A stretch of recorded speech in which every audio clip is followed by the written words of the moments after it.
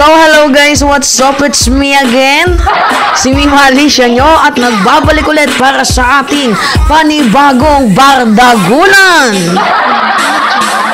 Yeah! Alam nyo, itong kantang to mga minamahal, bagay to kay Kati Buni.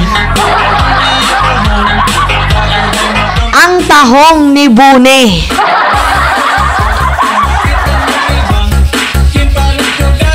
Alright, okay ba kayo mga minamahal? Hindi kasi meron tayong nasagap. Hoy, meron na naman nasagap si Mima. Hoy, first hand information to ha. Galing mismo sa kaibigan niya. Ano ba yung meron? Eto, makinig kayo mga minamahal ha. Meron kasing ikinanta. I know, alam niyo na to, pero gusto kong iba. I think hindi to nabalita sa hindi to nag-viral, pero hayaan niyo si Mima Alicia yung yung magdala ng mensaheng ito para sa inyo mga minamahal. Ang tahong ni Kati Buni. Tarantado. Eto mga minamahal, yung kaibigan kasi ni Kati Buni, ikinanta siya. Inilaglag si Kati Buni. Mamaya meron akong ipapanood sa inyong video. Pero bago tayo pumunta diyan, mga minamahal, si Kati Buni ay nagpo-promote ng rally. Anak ng tokwa, si Duterte nga, hindi nga inatinan ng sambayan ng Pilipino. Ikaw pa kaya? Oh, si Duterte merong resource yan, diba? Funded by China, di umano. Oh, hindi pa nagde-declare ng SALN yan. Diba? Meron pang nakulimbat yan, di umano. Tapos hindi nga nangyari yung gusto nilang people power. Tapos ikaw, mag-uudyo ka ng people power, yung pawang mga sinasabi mo, puro hearsay. Hibang ka ba? Dati ka bang adik? Hindi, natatarantaduhan lang ako dito kay Kati Buni, no? Ngayon, tanong ko, ano yung magiging resource mo, puke? Yun yung puhunan mo para umattend yung mga tao doon sa Liwasang Bonifacio kung sakaling magkakaroon kayo ng rally, ibabandera mo yung poki mo. Poking ina mo ka. Alam nyo mga minamahal, si Mima Alicia talaga, yung tipo ng wala talaga akong walang yung bibig ko, walang preno yan mga minamahal. Pagbayan po yung pinag-uusapan dito. Yes, mga minamahal, totoo yan. Basta bayan ang pinag-uusapan natin dito. Kahit ano pa mang gender ka, kapag kailangan kang pipit-pitin kita. So ngayon, may post si Kati Buni. Basahin ko lang muna yung post ba na yan ni Kati Buni bago dito sa friend niya na inilaglag siya. Inilaglag si Kati Buni. Sakit nun. Ito yung post niya, ewan ko ba dito, ba't hindi kinikalabutan itong si Buni? Kunyemas. Tapos, diba, sinasabi ni Harry Roque, na itong si Tony Boy ay malapit daw na friend ni President Marcos. Wala kang picture itong si PBBM, nakasama itong si Tony Boy Florendo. Diba? Tapos sasabihin nila na close. O, sino yung close dito? O, yan o. O, may picture si Dotae, tapos si Tony Boy. O, diba? See? Grabe makagawa ng fake news. Asikasuhin mo yung pogo mo. May lookout ka na, kaya ka nagmamaktol. Halukoy. Yawa. O, anyway, ito yung post ni Kati Buni. O, basahin muna natin Sabi ni Kati Buni, wag po kayong mag-alala. Iba pala yan. Ito mga minamahal, nagkamali ako. Sa mga mabubuting kasamahan natin dyan, kaibigan natin sa kapulisan. Ay, kaibigan natin sa kapulisan. Magpapawaka pa ka, pero ba? Magpapayura ka lang ng kipi mo Pabanggit-banggit ka pa ng kapulisan alam ko naman na Makati ka. Cavite Diba galing siya sa Cavite? Oh, Cavite, diba? Tangin ng buning to. Ngayon, sabi dito ni Kati Bune. Sa mga mabubuting kasamahan natin dyan, kaibigan natin sa kapulisan, Philippine National Police, at sa ating military, Armed Forces of the Philippines General Headquarters. Sa Camp Aguinaldo daw, at sa Philippine Marine Corps. Yun, ang daming lalaki dyan.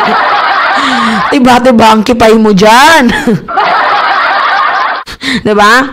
Na may takot sa Diyos, naway ipaglaban natin ang ating bayan para sa ikabubuti ng nakararami. Hindi niya man direct ang sinabi na magkaroon tayo ng people rally, people power, pero ito po yung kanilang ini-insist. Same din dito sa post ni Harry Roque na gising daw mga Pilipino. May post dyan si Harry Roque, wait lang. Pakita ko sa inyo. Ito yung post ni Harry Roque, diba? Ngayon, what we have, FPRRD saying he saw the evidence that PBBM is a putang ina, paano naging user? Si Digong na din mismo yung nagsabi, 1 month lang na wala daw siyang sinabing addict itong ating Pangulo. Hoy, galing yan sa bibig ni former president, no? So, si Agent Morales daw saying that confidential informant gave info that PBBM is a user. Ang tanong, sino yung confidential informant niya? Hindi nga mabanggit-banggit. So, hearsay na naman. Yung PDEA leaks nyo, pumutok ba? Wala.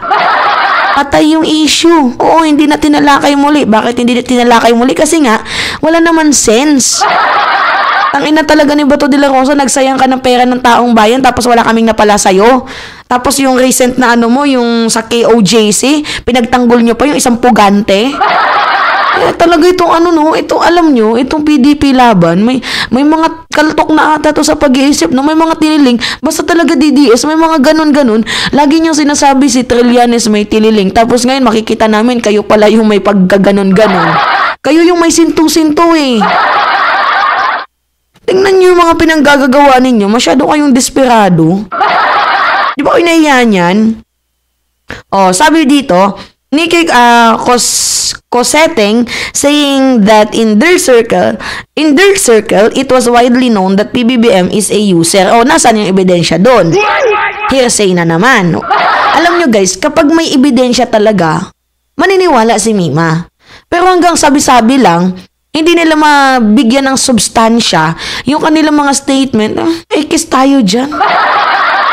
Kiss dyan si Mima, hindi po tayo marites. Nandito tayo para sa bayan, hindi po nandito tayo para lamang ikamit natin yung mithiin natin na ito sinusuportahan ko si ganyan, masyado tayong panatiko. Hindi tayo ganyan. Hindi tayo ganyan, Sabi dito, a pulboronic video authenticated by Deepware. Hoy, kahit i-search nyo sa Deepware, suspicious ang nakalagay doon. Suspicious, hindi po authenticated, suspicious. Alam nyo, diba, sa pregnancy test, para masabi nyo na accurate na ikaw ay buntis, may 2 line, diba? May 2 positive line. So, dito naman, sa Deepware, kailangan, may nakalagay doon accurate. Kasi nakalagay suspicious. Paano mo nasabing authenticated? Utak talaga na ito. Alam mo, I dare you. Total lawyer ka, mag-file ka ng impeachment. Diba, mag-file ka ng impeachment dito kay PBBM. Lawyer ka, diba? Ba't hindi ka mag-file? Sabi mo, authenticated yung video. Bakit hindi ka mag-file ng impeachment? Ang dami nyo pang sinasatsat, ang dami nyo pang kuday. Diba? Sabi dito, showing a man with close resemblance to PBBM sniffing a white powdery substance. And now, Kati Binag. Kaya lumabas si Kati Binag sa eksena kasi nga, laos na nga sila. Nalaos yung issue nila. So ngayon, naghahanap na naman sila ng panibago. Meron silang kumbaga sa mga laro, 'di ba? Pag may mga character, kailangan mo munang bilhin yung mahal, tapos upgrade, character unlock. Si Morales kasi medyo mura. Medyo mura si Morales. Diba? So, yun yung una nilang na-purchase. Tapos ngayon, medyo upgraded. Pangalawa, babae na. Sino kaya yung susunod dyan? Sino kaya yung susunod na character unlock nila? Yawa. Anyway, An eyewitness who saw PBBM sniffing a powdery white substance at least 5 times. Nasaan yung video mo? Sinabi niya, may USB daw siya. O, may USB daw sila. Okay, sige, may USB. Pero ang tanong nasaan? Tapos nung tinanong nasaan yung USB, hanapin niya pa daw. Kung hindi ka ba naman tanga? May USB, hanapin mo pa. Ba't di mo ipakita? Diba na pinagluloko niya yung mga viewers niya. Itong mga taong to, may mga ganun talaga sa pag-iisip, no? Diba? Magkano? And we all know na itong si Cathy Buni ay isang higad din yan, di umano. Hoy, ako'y nagtatanong lang ha. Kasi ganito yung yung history ni ni Cathy Buni. Yung 5 supling niya, di umano ha, di umano. Yung 5 supling niya ay galing po sa iba't ibang utin. Iba't ibang lalaki. Nabubuhay po yan sa sustento. Tapos yung isang pumutok sa kanya, yung pinakahuling lalaki ay anak ng galing sa isang boksingero, kilaladong boksingero, pero hindi ko napapangalanan. Kayo na yung mag-blind item niyan. Hindi ko napapangalanan, kayo na mag-blind item diyan. Ay sinipat siya, chinupapa siya. Alam nyo naman na Makati, higad, Buni. Diba, chinupapa siya, nagkaroon ng supling, and then ayun na. Sana all Buni. Diba, sana all Buni. Well, ako, hindi naman ako ganun kasi may jowa akong babae. Diba? Alam niyo yan, mga minamahal. Pero na-attract din naman ako sa mga lalaki kahit papano. Pero, hindi. Both. Hindi ko alam kung anong tawag sa akin. Pero ganun ako eh. Pero hindi naman ako katulad ni Cathy Buni. Talagang may buni, pati yung pipi. Diba? Ngayon, sabi dito, at least 5 times daw na nakita niya si PBBM. With no less than Lam. Once offering her some. Sabi niya, ni Lam daw, gusto mo? Partida, first time pa lang nilang nagkakakilala. Tapos sasabihin, gusto mo? Sino mo naniniwala sa storya nyong yan? Oo, sino mo naniniwala sa storya nyong yan? Gusto mo? Putangin na, once lang kayo nagkita. Really, once lang kayo nagkita, yun na yun. Yayayain ka kagad. Hindi ka ba naman, may sintu-sintu talaga sila ng mga minamahal. May kulang na sila sa pag-iisip na sobrang sa kakagawa ng fake news. Tingnan nyo yung nila, yung trabaho nila ngayon. Parang nagkakaganon na sila. Tingnan nyo si Sara Duterte, may bagyo, umalis ng bansa. Kung may utak ka ba naman, kung matino ka nag-iisip, kung meron kang matinong pag-iisip, binabagyo tayo, iiwan mo yung Pilipino. Public servant ka. Kaya sabi ko sa inyo, basta DDS talaga, sintu-sintu mag-isip. Anyway, once Lam, Liza Araneta Marcos once offer her some. Ano pa bang gusto nyo? Kilos na tayo. So yan yung sinasabi ni Harry Roque. Kilos na tayo. Ano ibig sabihin yan? People power. Rally. People power 3 para patalsikin si PBBM. Diba? So, ganyan din yung mensahe ni Cathy Buni. Ito yung mensahe, diba, ni Cathy Buni? Nananawagan siya sa PNP, AFP, sa Philippine General Headquarters, sa Kamkrame, yan, Marine Corps. Nananawagan siya na ipaglaban daw ang ating bayan para sa ikabubuti. Kami yung makikipaglaban para sa inyo, para yun yung makabubuti. Kaya nga dapat yung ICC makapasok na eh. Diba? Pasalamat kayo, hindi patula si First Lady. Diba? Buti na lang may Mel Robles tayo. Dahil kung walang Mel Robles, tingnan nyo si Maharlika, hindi na binanatan si Mel Robles, no? Natakot eh. Na mainstream eh, diba? Di porket you can, you will do. Diba? Di porket kaya mong manira, gagawin mo. Di porket nasa malayo, kaya maninira ka, gagawin mo.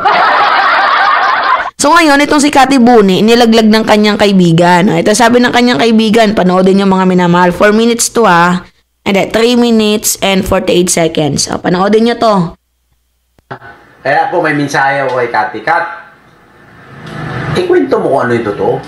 Ikwento mo daw kung anong totoo. Nag-aaway kayo ni Tony Boy. Nag-aaway kayo ni Manong Tony. Di ba? Pero hindi niya naman kinuha yung bahay sa Ayala sa'yo. Ayala Alabang. O, di ba? Si Manong Tony ba nagbawi sa'yo ng bahay sa Ayala? Talagang baka si Margie. Hindi naman siguro si Manong Tony. Oo. Di ba, Kat?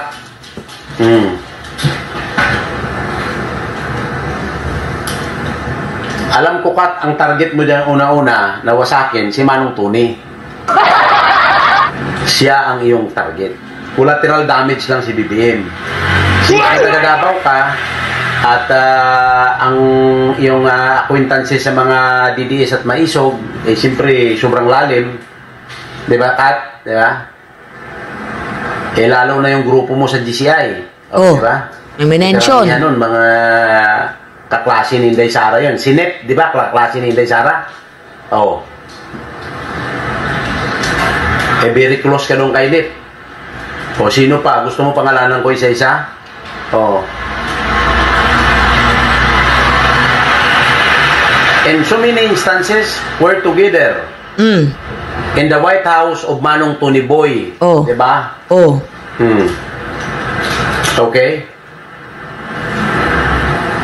Anyway, yung lugar is part of Dakudao pa yan. Area, diba?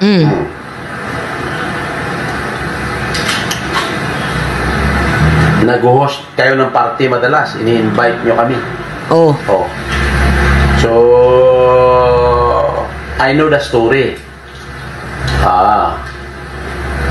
Huwag ka magpagamit ka. Sarap-sarap na ng buhay mo. Yan na nga yung sinasabi ko sa inyo. Guys ha, hindi ko sa hinuhusgahan itong si wait lang ha, putulin muna natin. Hindi ko hinuhusgahan itong si Cathy Bune. Never ko po siyang husgahan base sa kanyang mga past life. Diba yung, wala akong pakialam kung sino yung tsumurba sa Kifi Boom Boom niya, kung yung Chinese businessman, pati yung tatay ay naging customer siya, ganyan-ganyan. Wala akong pakialam dyan. Buhay niya yun. Sino ba naman ako para pang himasukan ng buhay niya? Pero yung punto dito, yung magpapagamit ka, Kat, wag. Buni, wag. Kawawa ka. Sisirain mo yung image mo para sa kakarampot na pera. Although gusto mo na masira si Tony. Gusto mo yan, di ba? Pero yung magiging collateral damage mo sa presidente as well as sa sarili mo, mahiya ka na lang. Oo, na-damage mo si PBBM pero mas malaki yung damage sa'yo kasi kakalkalin yung buhay mo. Tapos after malaos nitong issue, sino ka? 'Di ba? Sino ka na after malaos itong issue na to? Si Morales nga eh. 'Di ba hindi na pinansin? O sino si Morales? Wala na siya. Wala na siya sa bilang. So sisirain mo yung sarili mo para lang sa kakarampot na pera, di umano? God, my God. 'Di ba? O, ang ganda ng pangalan mo, Cathy Bune. Gusto mo tawagin kang Bune? Grabe naman. Anyway, continue. Laki naman ang napakinabangan mo kay Manong Tony. Huwag na ganun, tama na yun. Oo. Kung ano, Kat, kung naghiwalay kayo at ayaw niya na, eh, siguro, nagising siya sa katotohanan na kailangan niya talaga balikan si Margie, di ba? May mga anak sila eh. Wala naman kayong anak ni Manong Tony. Huwag mo nang anuhin yung Kat. Huwag kang magpapagamit sa politika, Kat. No? Magkakaibigan tayo. Ako, this is friendly advice. Huwag kang magpapagamit yan. Tama. Masisira ka dyan. Tahimik na buhay mo. Ang sarap ng buhay mo. Huwag mo nang sirain yan. Tama. Eh, mahalin mo na lang yan yung bagong partner mo. Tama. Pag-alaya. Sobra. Alam mo, Kat, ang galing mo kasi magmahal, di ba? Oo, di ba? Ikaw naman sabi mo, tanga ka sa pagmamahal. Sa totoo lang, Kat, ang galing mo magmahal eh. Maganda ka, magaling ka magmahal. Pag nagmahal ka, all out eh. Diba? Sinisigaw mo pa nung Kat. Dinig na dinig ng dalawang tainga ko. Sa harapan ko pa, sinisigaw mo. Yung medyo, alam mo na, diba? Pagka nagsasyat yung tao, diba? Naggamaganyan ba, diba, Kat? Anong sigaw mo? Oh, matindi yung sigaw mo, Kat, noon. Nangingiti nga ako eh. Sabi ko, sana lahat ng babae katulad mo. Diba? May sigaw ka nun eh. Tungkol kay Manong Tony Boy. Nako. Diba, Kat? Ano yung sigaw na yun? Hindi ko na sabihin dito kasi personal na yung Kat. Oh, pero tungkol yun sa pagmamahal mo sa kanya. Kaya sabi ko, grabe. Yeah. Actually, hindi natin i-full ng play yan. Pero yung punto dito, kahit kaibigan ni Kat, Buni, sinasabi sa kanya na siya ay ginamit lang. Kaya nga sabi ko sa inyo, si Morales, si Cathy Buni, at yung mga susunod pang character, yun yung mga tipo ng tao na no choice sila, basta ipamuka lang na itong si PBBM ay addict. Kasi yun naman talaga yung gusto nilang i-insist. 'Di ba? Napatunayan na magpa-drug test itong si President Marcos. Pero, paano magpapadrug test ang isang tao kung ganyan lang din yung mga accusation ninyo, hindi pa malalim? At saka wala pong kahit na sinong tao lamang uri dito sa bansang Pilipinas ang pwedeng mag-utos niyan sa ating presidente. Pwede nyo ipa-impeach kung meron kayong mga sapat na ebidensya. Pero kung wala, ay, tigil. Kakahiya kayo. Yun na yun. Kaloka ba? Diba? Anyway, yun guys. Ano siya, ikinanta siya ng kanyang kaibigan na nagpapagamit lang dito sa mga Duterte. Well, obvious naman. Kahit di nasabihan, obvious naman. Pero yung punto natin dito, kawawa talaga itong si Cathy. Diba? Binuni. Anyway, yun, pangit kasi kapag, ganito mga minamahal. Wala namang masama kung magmahal ka. Pero pag may asawa na yung tao, wag. Pag may asawa yung tao, wag mo nang i-pursue. Makakasira ka ng pamilya. Tapos ngayon, ikaw patong galit na galit. Gusto manakit. Gusto niyang sirain si Tony Boy. Gusto niyang sirain si Tony Boy. Hotdog. Diba? Ngayon, gusto mong sirain, lumabas tuloy, ikaw yung kabit. Nakahiya, diba? Kaninong pangalan na sira? Sa'yo, diba? Pero paggamit, ganda-ganda daw ng buhay mo eh. Maganda ka din naman, kaya nga pinatulan ka ng isang boksingero, diba? Diba? Maganda ka naman. Sayang naman kung gagamitin mo yung ganda mo para magpabuni. Anyway, yun lamang po guys. See, it's me again, si Mima Alicia nyo at nagbabalik ulit para sa ating panibagong video.